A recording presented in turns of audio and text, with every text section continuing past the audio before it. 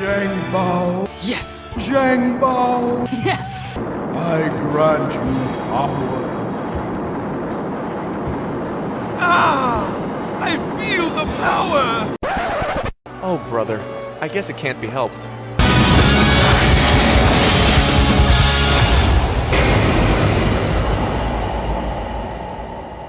What's going on, guys? Welcome back to the Nightowl channel. Welcome back to the series where we're counting down the top Dynasty Warriors characters as of the latest game. Coming in at number 52, we have Zhang Bao, the eldest son of Zhang Fei. Historically, little is actually known about him since records only state that he died when he was young and he had a son named Zhang Zun. The game really focuses on Zhang Bao's relationship with Guanjing, which we'll talk about more towards the latter part of the video. But let's go ahead and jump into the popularity polls to see why Zhang Bao is down here at number 52.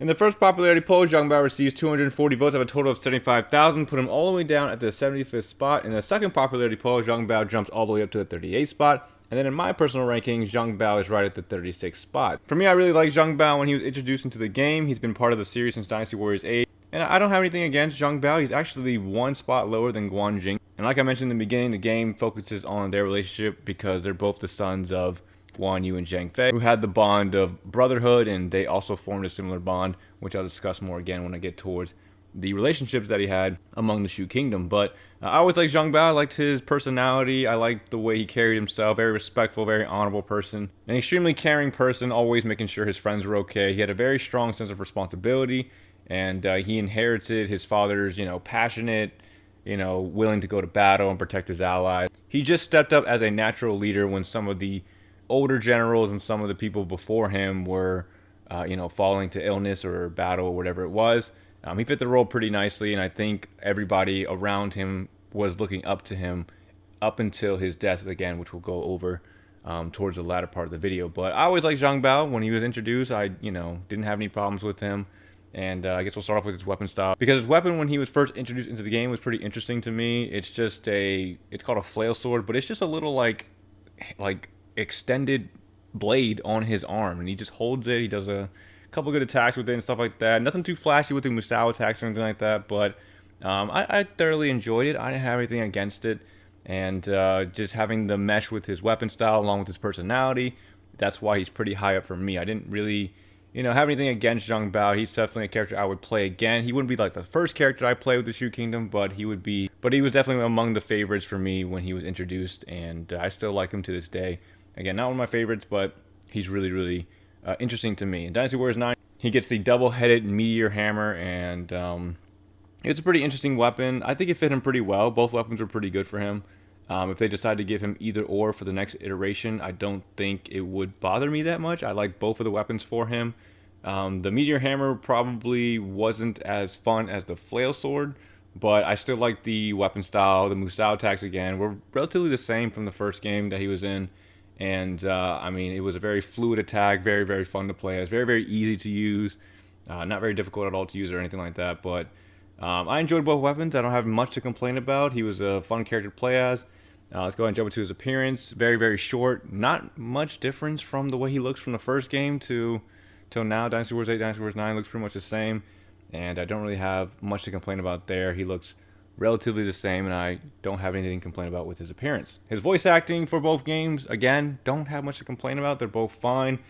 He has different ones for both games. Maybe Dynasty Warriors 8 was a little bit better. You can really hear the passion in his voice versus Dynasty Warriors 9. Hey, you take care out there. Same to you, sis. The chaos has lasted too long. Let us end it once and for all. But Dynasty Warriors 9 was just fine. It wasn't like anything too terrible, but if I had to choose, I like the Dynasty Warriors 8 one a little bit better. He had that passion, that responsibility. I can do it. I'm here for you guys. Always checking in on the people that he need to check in on, his sister and Guanjing or anyone else that he was leading in terms of going to battle and stuff like that. But voice acting was fine. Don't have too much to complain about there. And let's go ahead and talk about, I guess, his relationships, his significant battles, and of course his death. All right, so we're gonna start off with his relationships, and I think he only has like 2 or 3 main relationships, and then of course he has relationships with other officers in the kingdom and stuff like that. But the main ones I would say he has is with his father, of course, Zhang Fei, his sister, of course, Jing Sai, and then of course his sworn brother Guanjing. So he also has a relationship with like Guan Suo and Guan Yinping because they were around the same age. They were all grown up as the next generation for the Shu Kingdom and stuff like that. So of course he had a close relationship with them, which is not as close as those first three that I already mentioned. But first of all, his father, I mean, of course, you're going to have the son-father relationship. He looked up to him. I mean, Zhang Bao is actually made to be like the younger version of Zhang Fei. I mean, he's his son. He's supposed to look like that and almost embody that Zhang Fei spirit. I wouldn't say he's as reckless as Zhang Fei, but he definitely has moments in time where he does portray that Zhang Fei-ness about him. And just like you saw in Musou attacks, one of the Musaos in the first game that he's a part of, he uses Zhang Fei's weapon to do the Musou, and he had a very close relationship with his dad all the way up to, you know, Zhang Fei's death. Next up, Jing Sai, which was his younger sister. Of course, you know, having that caring and that sense of compassion and responsibility as a leader. Of course, he wanted to make sure his sister was always okay, so he had that caring nature for her at all times, even though you could tell at times she was very annoyed by that, you know, almost had a sense where it's like, I'm fine, I'm grown now, you know, you don't have to worry about me too much. But he had that caring personality, which was occasionally misinterpreted by her and also Guanjing. I talked about Guanjing a couple of episodes ago, and he misinterpreted, again, his caring nature for being babied and stuff like that. Because, again, Zhang Bao kind of stepped up as a natural leader versus the other two. And he was, you know, as a leader, you got to make sure the people who are going to war or to battle with you are okay and stuff like that. But because they have that interpersonal relationship, they see it as more of a babying thing versus, hey, we're grown now, we're older, we can take care of ourselves. You don't need to worry as much. And that's kind of how they were portraying it, but they still had a very, very close relationship. Of course, Zhang Bao and Guanjing had a rivalry, but it was still a positive, budding relationship that they had. But they had that rivalry of who can do better on the battlefield. And all the way up to Zhang Bao's death, they were very, very close up until then. And once he passed away, Guanjing, of course, he was devastated, Jing Sai as well, and they had to deal with that. So his death happened at the Battle of the Northern Campaign. I believe it was the third or like the second Northern Expedition when Zhuge Liang wanted to attack Wei. Zhang Bao was pursuing Wei generals when he got ambushed, and the resulting injuries is what ends up killing him. And he ends up passing away before he can do anything. I mean, he dies very, very young, and he's unable to really assist any further after that point because, of course, he dies. And then when Zhang Bao passed away, Zhuge Liang, when he, you know, heard about it and stuff like that, he actually became so upset that he started coughing up blood and he fainted because of, again, I think Zhang Bao played a very pivotal role among the Shu Kingdom, especially at that time when they were losing people. You know, Ma Chao was already, you know, had passed away, and Liu Bei, of course, and some of the other older generals were passing away, Wei Yan, and, you know, stuff like that. So Zhang Bao was, again, feeling that natural role, that natural leader role.